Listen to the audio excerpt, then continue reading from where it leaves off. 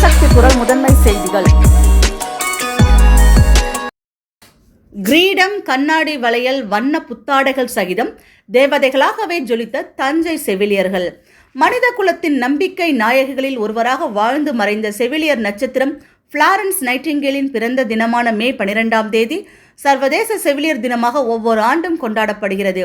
செவிலியர்கள் சேவையை போற்றும் வகையில் சர்வதேச செவிலியர் கவுன்சில் அமைப்பு 1965ஆம் ஆண்டு முதல் முறையாக சர்வதேச செவிலியர் தினத்தை கொண்டாடி வருகிறது.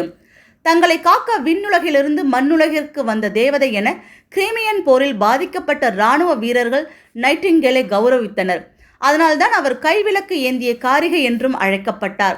ஒரு மருத்துவமனையில் துப்புரவு தொழிலாளர்கள், காவலர்கள், வண்டி தள்ளுபவர்கள், ஓட்டுநர்கள், தொழில்நுட்ப நிபுணர்கள், கிளினிக்கல் மேனேஜர்கள், மருத்துவர்கள் என ஏராளமானவர்கள் பணிபுரிந்தாலும் செவிலியர்கள் தான் மருத்துவமனையின் தேவதைகள். செவிலியர்கள் இல்லை என்றால் எந்த ஒரு மருத்துவமனையும் இயங்காது. பாதிக்கப்பட்ட நோயாளிகளுக்காக நாள் முழுவதும் பணி செய்து வரும் செவிலியர்களின் பணியானது மகத்தான ஒன்று. நோயாளிகளின் பாதிப்பு எவ்வளவு கடினமாக இருந்தாலும் அவர்களுக்கு செய்யும் பணியை தங்களது கடமையாக கருதி எந்த காலத்திலும் நோயாளிகளின் பாதிப்பு எவ்வளவு இருந்தாலும் செவிலியர்களை பொறுத்தவரை நோயாளிகள் அவர்களுக்கு நோயாளிகள்தான். சில நேரங்களில் மருத்துவர்களை விட செவிலியர்களின் பணி மிக முக்கியமானது. அவர்கள் மருத்துவமனைகளிலும் மருத்துவர் அலுவலகங்களிலும் சமுதாய நலக்கூடங்களிலும் பணிபுரிகிறார்கள். நோயாளிகள் வெளியே வர முடியாவிட்டால் வீட்டிற்கே சென்று வேலை பார்க்கிறார்கள். அவர்களுடன் அன்பாக பேசுவதன் மூலமும் தேவையான உதவிகளை செய்வதன் மூலமும் எதுவும் தவறாக நடக்காது என்பதை கவனமாக கூறுவதன் மூலமாகவும் மருத்துவர்களை விடத்தான் செவிலியர்கள் தான் மக்களோடு மிக நெருக்கமானவர்கள். அறுவை சிகிச்சையின் போது அவர்களின் பணி இன்றியமையாதது. குழந்தை பிறப்பின் போது அவர்களின் கவனிப்பு தாயை போன்று அன்பு காட்டுபவர்கள்.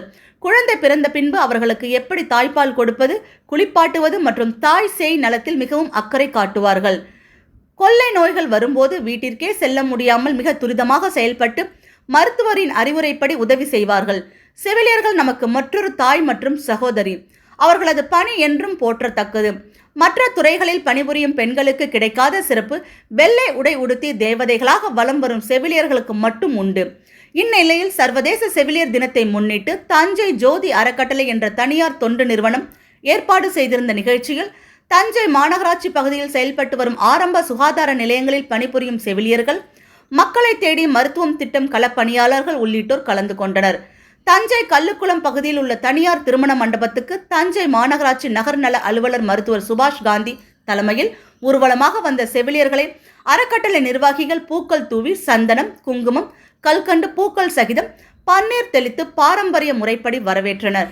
செவிலியர்கள் தான் நடமாடும் தேவதைகள் என்பதை உணர்த்தும் வகையில் ஒவ்வொரு செவிலியரையும் மேடைக்கு அழைத்து அவர்களுக்கு தலையில் கிரீடம் அணிவித்து கைகளில் கண்ணாடி வளையல்களை அணிவித்து வண்ண புத்தாடைகளையும் வழங்கி அழகு பார்த்தனர்.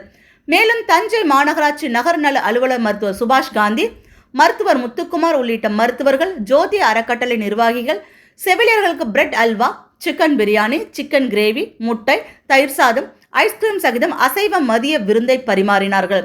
செவிலியர்கள் வெண்ணிற தேவதைகள் என்பதை வாய் வார்த்தையால் மட்டும் அல்லாமல் தேவதைகளாகவே அலங்கரிக்கப்பட்ட நிகழ்வு தஞ்சை செவிலியர்கள் மனதில் மகிழ்வை ஏற்படுத்தியது. தங்களுக்கு அணிவிக்கப்பட்ட கிரீடம், கண்ணாடி வளையல்கள் சகிதம் செல்ஃபி எடுத்து மகிழ்ந்தனர். இதற்கான ஏற்பாடுகளை ஜோதி அறக்கட்டளை செயலாளர் பிரபு ராஜ்குமார் மேற்பார்வையில் மேலாளர் ஞானசுந்தரி, தன்னார்வலர் ஆர்த்தி உள்ளிட்டோர் செய்திருந்தனர். ஜனசக்தி குரல் செய்திகளுக்காக தஞ்சையிலிருந்து கருணாகரன்.